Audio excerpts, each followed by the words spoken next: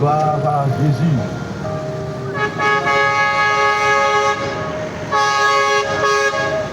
Encore une fois, nous remercions le Seigneur par son grand amour.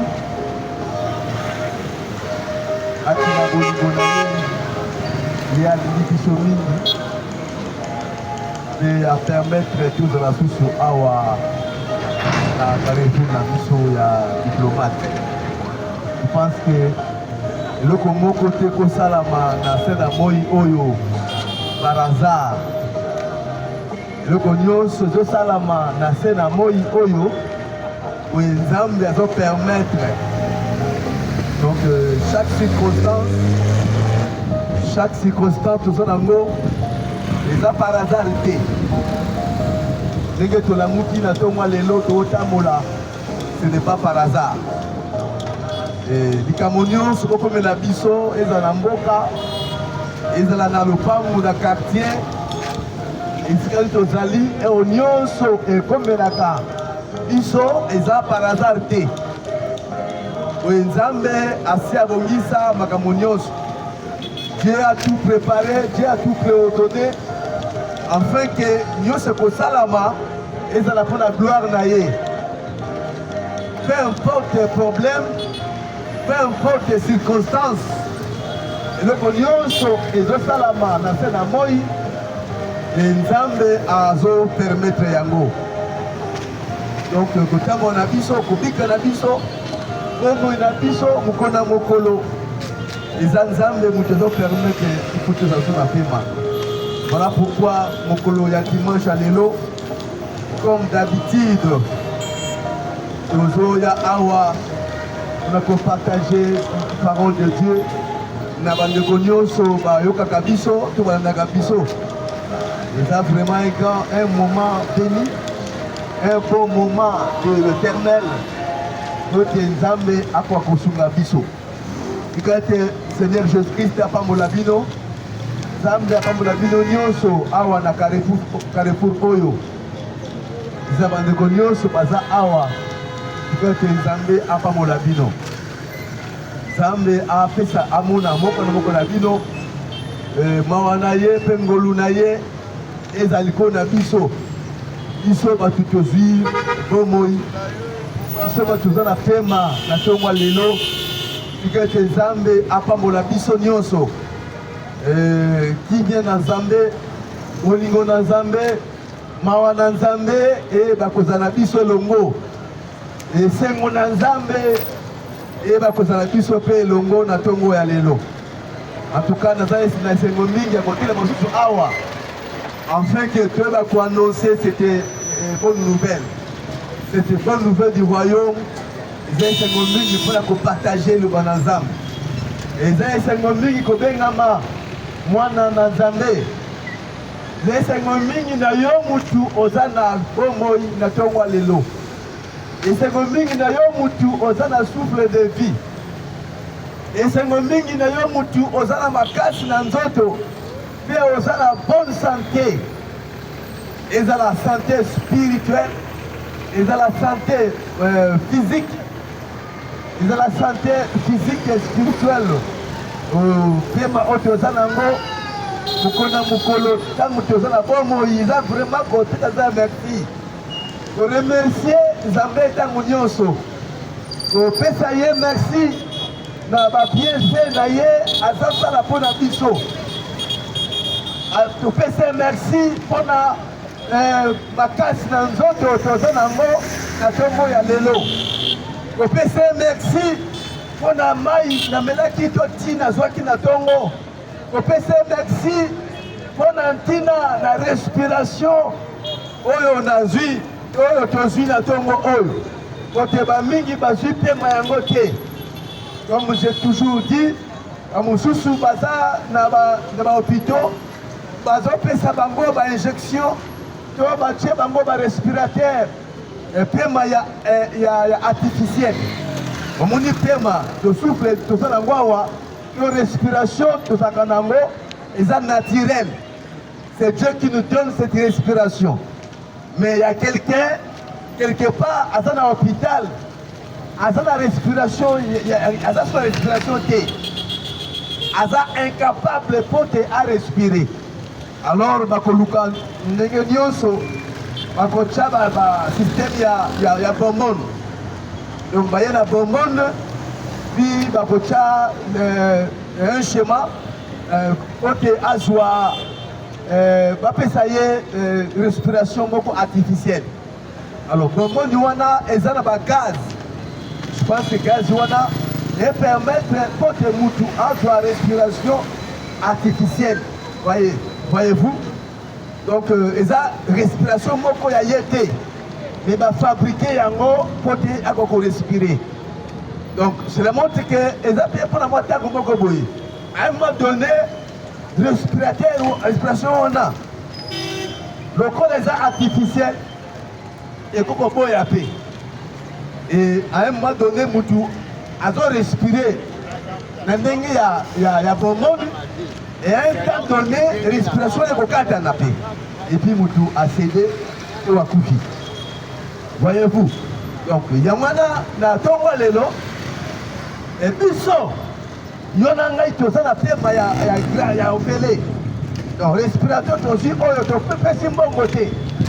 Donc sans prix, sans argent, sans rien donner, sans rien payer, ils sont gratuits. Le salut que nous avons, c'est un salut gratuit. Et ça vraiment, il y a offert.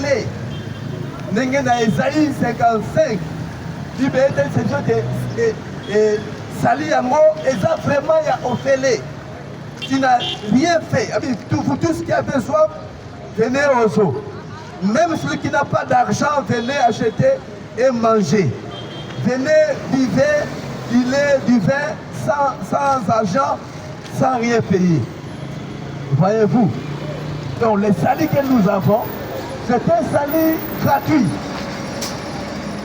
Sans rien payer, sans rien donner. Dieu nous donne ce salut gratuitement. Nous avons un salut gratuit, sans rien payer, sans argent. Nous faisons pour mon côté et Dieu nous donne ce salut. On appelle ce qui sont paiement aux arbres foot à Mongo. Et ça gratuit tous aux soyons. Voilà pourquoi Dieu, par son grand amour, il nous a tellement aimés. Dieu nous a aimés et il a donné son Fils unique afin quiconque croit en lui ne périsse point, mais qu'il ait la vie éternelle. Il me répète, Moutounion soit condima, il me bananzama condima Jésus Christ, n'a pas inaye, a suivi salut à Ophélie. Il reçoit le salut gratuit, sans rien payer et sans argent. Voilà pourquoi, dans Télema Awa, nous avons une parole de l'Éternel.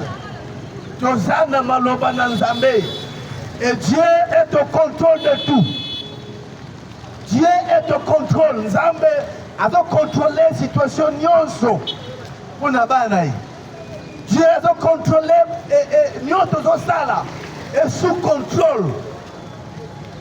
A possédé lui-même. Le Seigneur Jésus a possédé toutes les portes de nos ennemis. Nzambe a possédé ma porte nyonso nous gouvernons na biso. Azozwa contrôle ya esika yo zali na lupangu ozofutela to na lupangu na yo na ndaku na yo na chambre na yo na salon chaque pas ozosala Dieu prend le contrôle azo contrôler action nyonso mpona bana ye. Voilà pourquoi na pour éviter yo que tu acceptes le Seigneur Jésus-Christ. Nima encore Jésus-Christ dans mon terre, dans mon moyen. Quand tu acceptes Jésus, et Jésus-Christ a pour son contrôle, il y a bon moyen mobimba. Et là, qu'on y se console, Dieu lui-même prendra contrôle à surveiller chaque action comme ça. Dieu lui-même akopermettre yo otambola kati na kobanga nzambe. Mais condition moko croire lima kaka. Lima kaka, mon frère et ma sœur. Crois seulement. Croyez seulement. Lima kaka. Ce qu'on dit kaka, et nous se kotika là. Mokonzi nzambe akoza contrôle d'ayam. Mon frère, le salut n'est pas dans nzambe. Le salut est à l'Éternel. Celui qui donne le salut, le biko. Le biko est ça et pas inanzambe.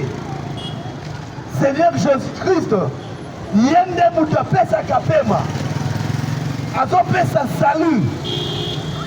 Azo offrir. Quiconque croira et sera baptisé sera sauvé. Il dit quiconque croit à la vie éternelle. Nous tenions sa condiment, quiconque prendra une décision dans son cœur et accepte Jésus comme son sauveur personnel, la Bible appelle sur promesse. Vous avez la vie éternelle. Si tu crois à la parole de Dieu, si tu acceptes Jésus-Christ comme votre sauveur personnel, on dit mieux comme votre sauveur personnel, aux une décision dans ton cœur, et tu abandonnes le monde et les choses du monde, tu acceptes Christ, on a mis Jésus-Christ dans ton cœur, aux une décision dans mon thème, et Dieu promet. Il a promis la vie éternelle. Vous aurez la vie éternelle. Okozwa bomo yeseko. Bomo ezanga suka. Dans ce monde ici, on peut vivre pendant 1000 ans.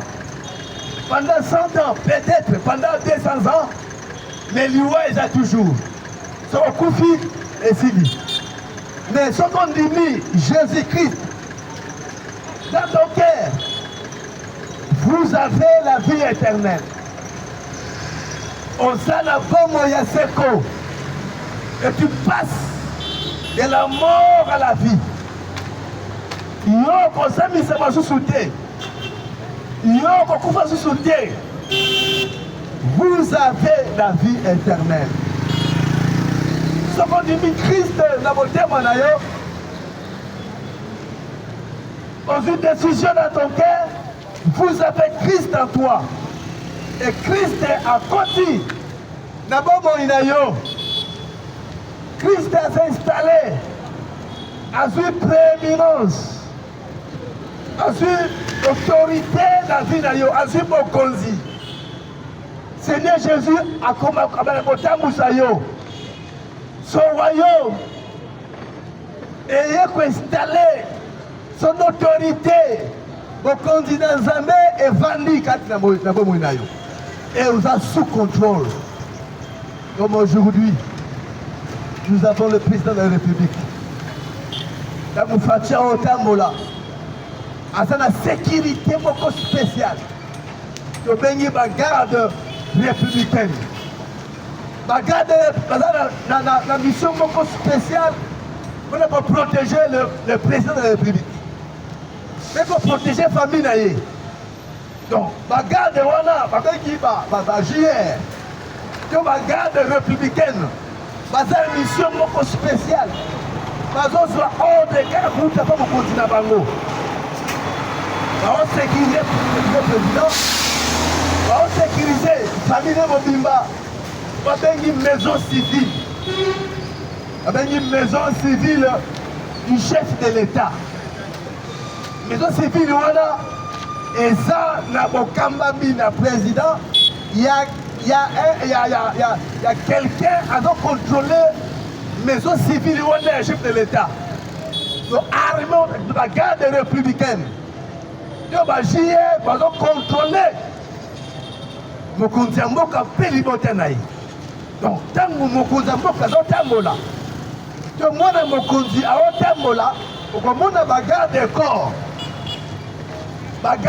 baza wana baza bien armé bazoprotege mokonzi baoprotege libota na mokonzi to mwana na mokonzi. Ntango bango baoti ntango baotambola bazokontrole bazotambola bazokontrole eloko nyonso mokonzi to mwana azosala. Voilà pourquoi azwi pouvoir wana parce que aza mokonzi ya mboka azwi autorité wana.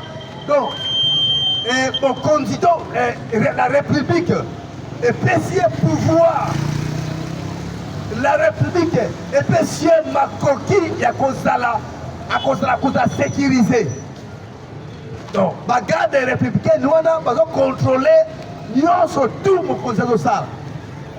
Et mutuka na ye eza bien blindé nyonso ekosala ata ake kokende toilette ata ake kosokola contrôle, tout est contrôlé. Maya komela eza contrôlé.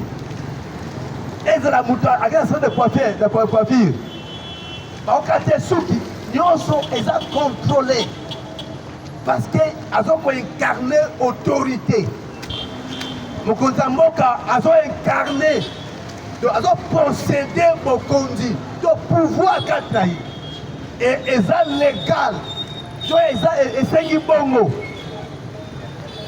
Pouvoir wana eza légal makoki wana epesemeli ye lokola mokonzi ya mboka mpe bana na ye nyonso to mwana mokonzi mpe ndenge moko abengami prince. Et ça c'est dans le naturel kata mokili tozomona yaba c'est ndenge moko mpe ce qui devient un fils de Dieu.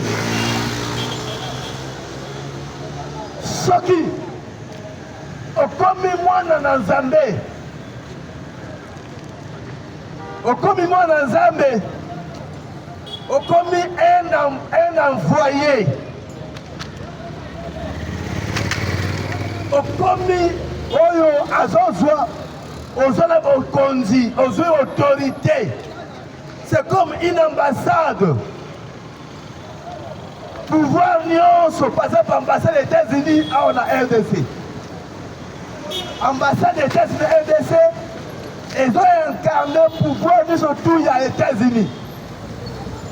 Donc nyonso tout les États-Unis awa na mokili to na Congo wa epesemeli ye to etieni ye mabele azwi eza pouvoir autorité moko oyo epesemeli ambassadeur wana awa na Congo ya États-Unis.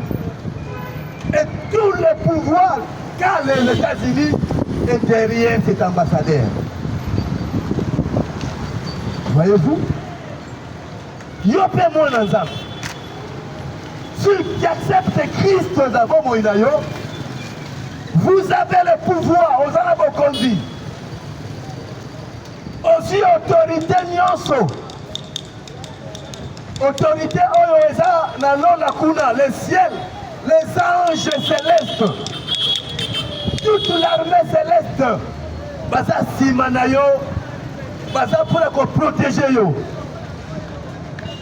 Et quand tu marches, le ciel est avec toi. Tout est sous contrôle. Vous avez le ciel avec toi. Vous l'ont incarné avec le Michael, le chef d'ange, et l'armée céleste Mobimba. Bien-aimé, il y a une armée. Nous avons une armée céleste qui existe. Peut-être qu'ils sont invisibles l'ennemi. Missou, M. Moni, mon côté. Mais il y a une armée qui est invisible, mais qui est là. Si tu acceptes Christ, le ciel est avec toi. L'armée céleste est contrôler et la sur la bama. Ce qui nous dit, aliko ya kolia yo ndoki ya famille na bino noko wana za grand sorcier même celui qui est magicien il va te sacrifier pour la souka moula pour la moula oyo. Si vous avez Christ en toi vous avez la sécurité éternelle. Vous avez la sécurité. Vous avez la protection. Vous avez la protection spéciale. Comme unité spéciale, il y a beaucoup de moka. On va venir à JR. On appelle ça DSP, division spéciale présidentielle. C'était une division spéciale. Ils ont gagné la Mobutu. Aujourd'hui, c'est les Fati. On a la garde républicaine. Ils ont protégé Mokondamoka. Ça, c'est naturel. Ça, c'est dans le charnel. Mais en Dieu, une réalité Zawana. Si tu es un enfant de Dieu, tu es aussi protégé. Peut-être des muscles sont mon côté. Peut-être des muscles sont mon terre, mais il y a une armée, mon frère, qui est là pour le protéger. Voilà pourquoi nous avons invité ce matin, mon frère. Viens se rejoindre. Viens se rejoindre à moi ici pour nous adorer. Pour nous commis ensemble. Et parce que, il m'a répété, et ça est sengo. Il n'y a pas de kosangana et sikamoko. Peu koyoka maloba na Nzambe. Pour adorer Dieu. Et je t'invite ce matin, mon frère Yaka. Je t'invite. Pour s'approcher.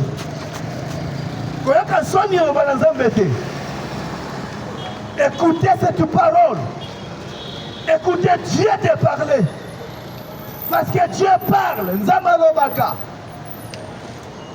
Et il envoie ses serviteurs, le prédicateur, les envoyés de Dieu, les serviteurs de Dieu, mandataires pour annoncer l'évangile. Voilà pourquoi ce matin, je voulais te parler sur le signal rouge, le feu rouge clignotant. Signe de sa bénie. Le feu rouge clignotant.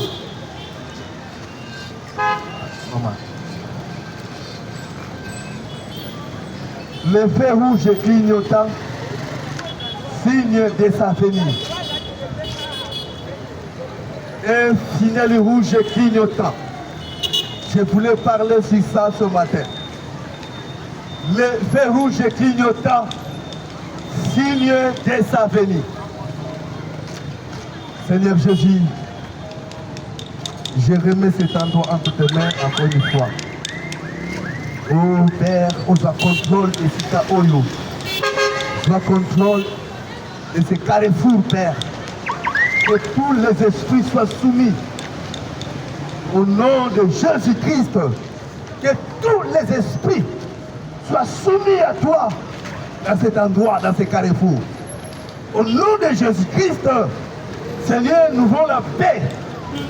Je veux la paix dans cet endroit parce que nous proclamons l'évangile de paix. Nous voulons la paix dans le quartier, la paix dans le carrefour. Nous voulons la paix parce que c'est toi le prince de paix. Alors, soit contrôle le carrefour. Au nom du Seigneur Jésus-Christ, Seigneur, prends le contrôle. Seigneur, prends le contrôle. Seigneur, Kamata contrôle. Soit contrôle le carrefour. Nous avons manifesté puissance na yo. Manifester mouya na yo, Père. Manifester ta gloire dans cet endroit. Oh Dieu, que tu touches les cœurs de tes enfants. Touche mes cœurs manaba na yo. Oh, tu vas libérer na yo. Va s'approcher à toi, Jésus. Toi, le véritable Dieu. Seigneur Jésus, bénis ce carrefour. Parce que tu es venu chercher et sauver ce qui était perdu. Voilà pourquoi nous les Awa. Merci notre Dieu, notre Père. Merci Seigneur Jésus, parce que tu es le roi des rois. Tu es le Seigneur des seigneurs. Toi qui règnes sur tout l'univers.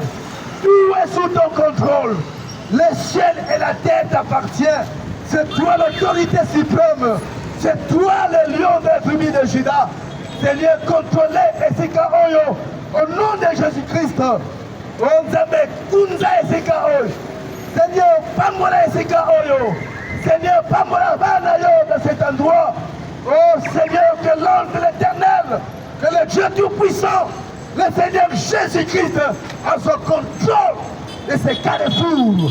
Laisse que la paix du Saint-Esprit, la communion du Père, la gloire de la Shekinah, et va circuler de ces carrefours, et va Pamola à cet endroit, et bénir ces carrefours, et Pamola va passer, Pamola va bientôt, va véhiculer, va monter.